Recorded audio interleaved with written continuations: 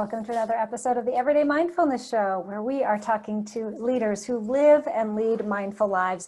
I'm so excited today to introduce you to a dear friend who really, truly lives mindful leadership at home, at work, with all of his teams. Today we're going to talk to my dear friend John Chen, who is the author of a book that is launching as we launch the show. Actually, it's called Engaging Virtual Meetings. John, you always have the right message at the right time for the right and perfect people. I want to start with, how did you get to engaging virtual meetings in a pandemic? I mean, really?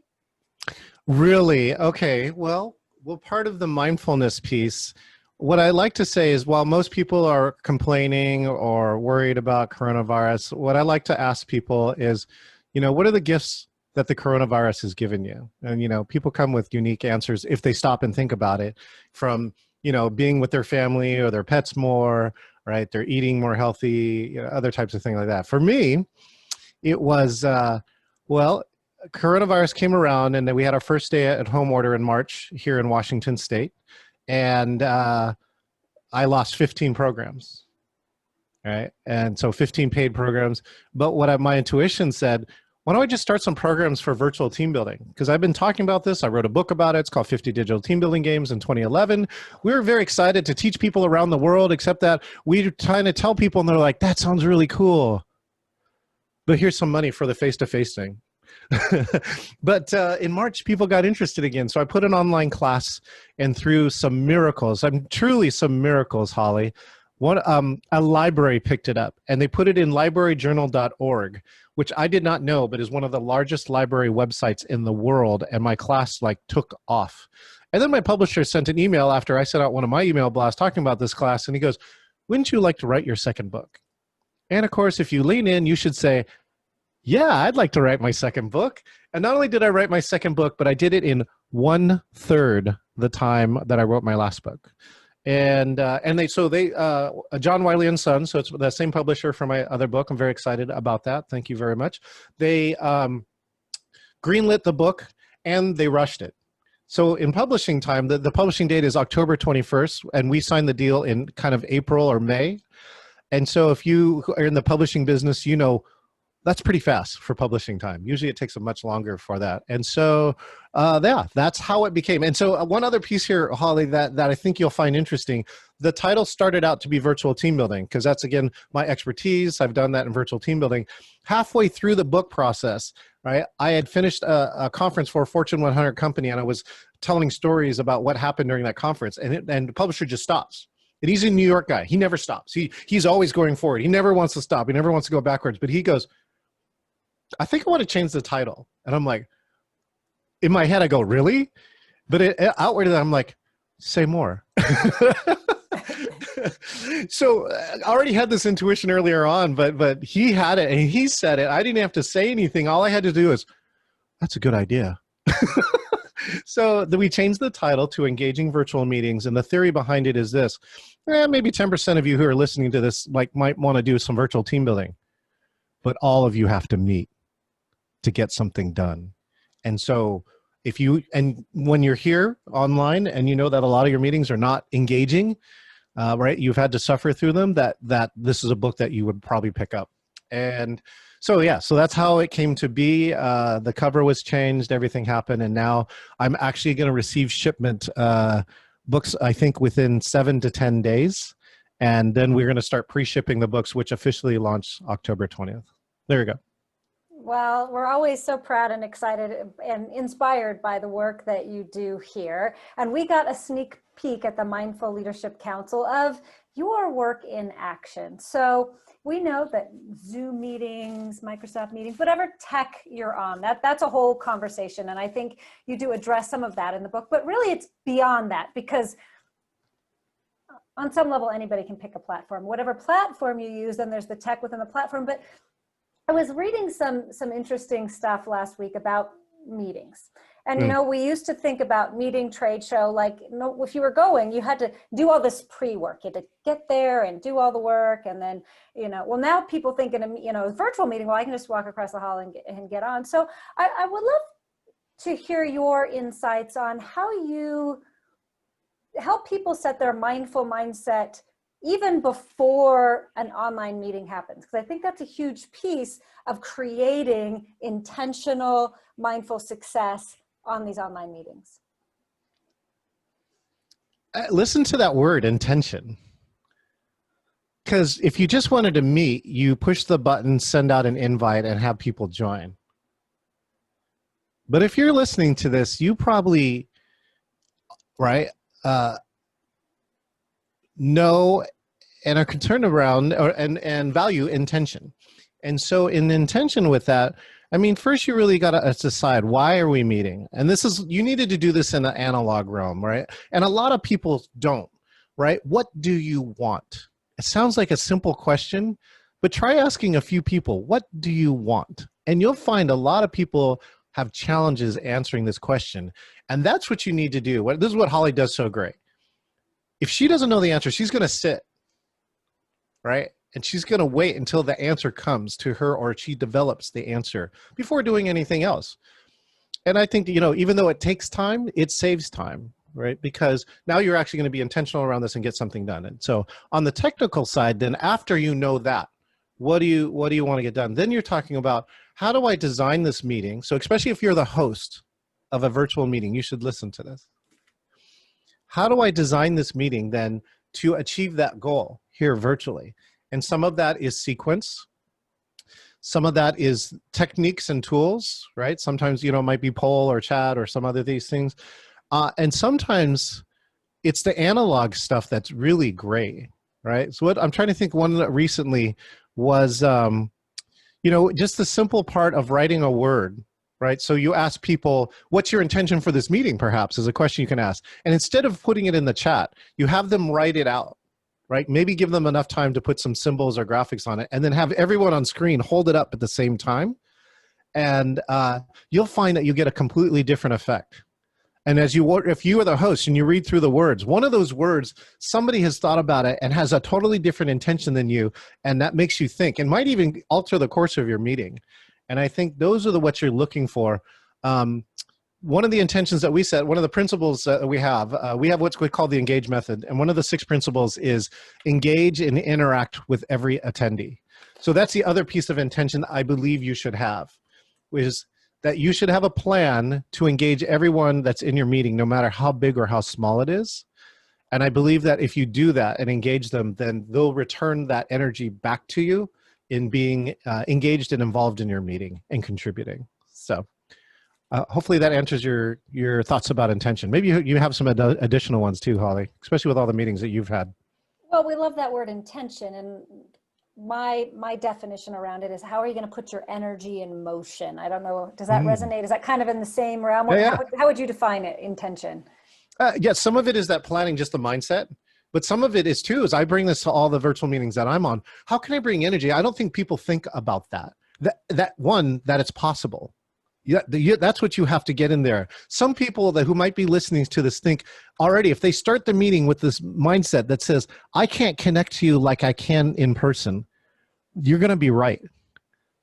And what I can tell you is that I've had people from all around the world, literally Saudi Arabia, right, Slovakia, New Zealand, feel connected on a meeting, because I start with the mindset that says it's possible.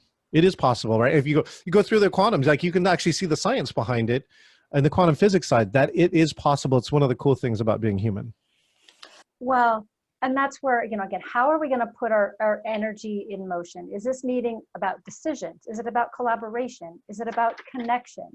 And then being clear about creating the space, even online, for that. And I think right now, while your book is really focused on business meetings, it is also invites that those same skills work if we think about a virtual funeral, a virtual wedding, a virtual birthday party. And for good or for interesting, this time of possibility, time of pandemic, is inviting us to also be clear about that. And so when we're engaging a virtual meeting, I know you and I would agree that it's more about building a virtual experience. What's it look like? What's it feel like? What's it sound like? And I can hear our listeners go, but Holly, I'm just looking at a TV screen.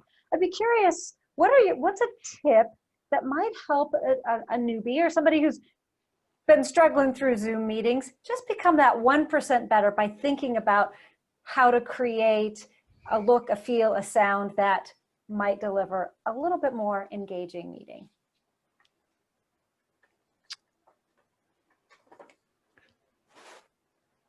Deep pause. Well, you demonstrating it. That is one way. It is that's also a good one, I think, that people don't think about. Being comfortable with silence. Being comfortable with silence online is a challenge, and you'll see it when you have a host that doesn't know how to do it. That's the host that just keeps talking and talking and talking and is in the same tone, or sometimes even at a more rapid pace. They just keep going and going. They have no idea that they should really, at some moment, stop. Get your group to stop. That's how you can have an impact. So I think that would be one tip, is to be comfortable with silence. I think if you're talking about creating an experience too, I think the other thought that came to me is around this, right? Those who know me, who have met me online and ever met me online, is that I am building something invisible inside this box, this video box that you may or may not be able to see every moment. And the invisible thing that I'm trying to create is what's called psychological safety. And I studied it when I was in team building. Google's done a lot of research on it. So that the number one factor for high performing teams isn't their pay, isn't their manager, isn't their environment, isn't their computer.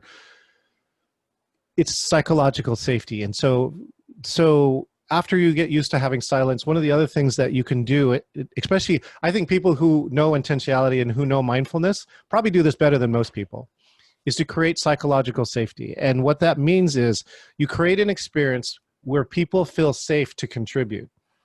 And what I mean is, if your meeting that you're in, right, that like yesterday or the day before, has all your screens off, you have some work to do. And the first stop is, and it's not wrong, right? You meet everybody where you're at. But if you want to see how you as a host can be mindful and slightly, what I guess call better or more inclusive, is to get people to move one step. And that is, for instance, go from camera off to camera on. And you don't tell them, you don't do this, Holly, turn on your camera. Right? No, right? Like Holly, I can feel her already. I know her, and she's like, whoa, who are you? What are you telling me to do? And I've got 20 responses waiting to come back at you. No, you have to do an invitation, right? And it's just like, make it okay, right? I'd like to invite all of you to turn on your cameras. I know it'll be a benefit. I know if you didn't do your makeup today, or you're just still in your yoga pants, that's fine, leave it off. But I would, we would always appreciate turning on. Oh, Holly, you turned your camera on? Thank you so much. So these techniques here, one is an invitation, and two, to reinforce immediately when people do something that you ask them to do and tell them it's okay. That's when you start to build that safety. So then if I asked you to contribute, if Holly was mic off or mute all the time, and then she volunteered herself, right, to contribute to the group, that's the next stage. And so that's what you can look at.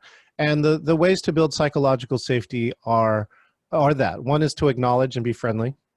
So it's all around the hospitality. It's like your energy. Is it inviting when you got onto this meeting, or are you freaking out about the 50 screens here that you have and the 22 emails you haven't done and the 30 texts that are showing up on your phone, right?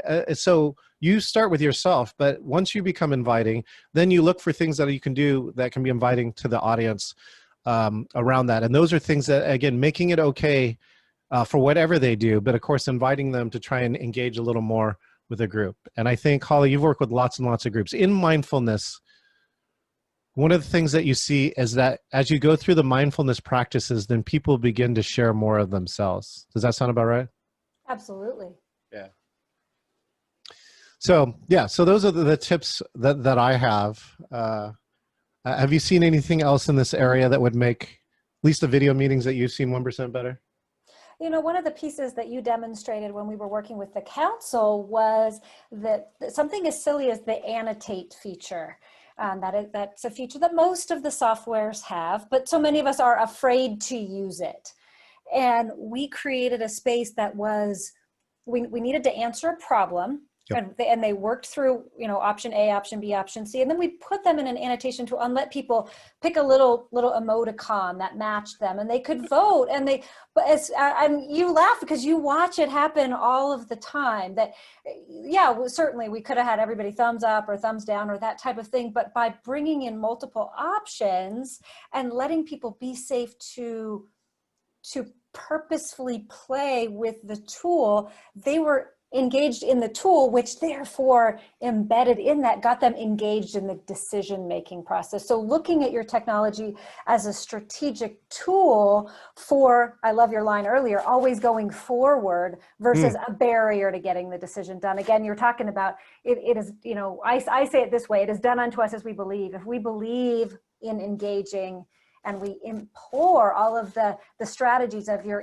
ENGAGE model, we're able to create both the science, the data and research shows this work, and that intuitive energy for greater levels of success. Well, I love that, which is like, getting people to play with tools too. I think you can almost feel people's like light bulbs goes on when they see it. The first you direct them to it and you can feel that they're hesitant because they've never done it before. And then they get that small bit of success. So they see themselves on the screen and then they see that they're collaborating. There were 16 or so people that were putting marks on there. And now you get this piece going, I feel connected to these people. I'm collaborating with these people and we're making consensus and decisions together. And what I do matters. Right? What I do matters. And I think those are all important things that go along with it. And then, of course, I think the benefit is, one, is we got a piece of work done. Two, is that we engaged them. But three is the secret is that they're engaged because now they go, oh, I never knew I could do that. And now they're already going off and being engaged going, I could do this in my next meeting. All right. And so I think that you're doing favors with that. I think that is a great way to create engagement. And this is what I can ask people. As you go through your virtual meetings, whether you have planned them or haven't, be mindful of your reaction to what's happening because you'll discover the things, right? Oh, Holly, you'll love this one. Have I shown you the heart? I may have shown you the heart, right? Okay, so let's just do this with me. So for those who can't see, I'm making a heart with my hands and Holly's now making a heart with her hands. Okay, so now just take the heart and push it. No, put it in front of your face.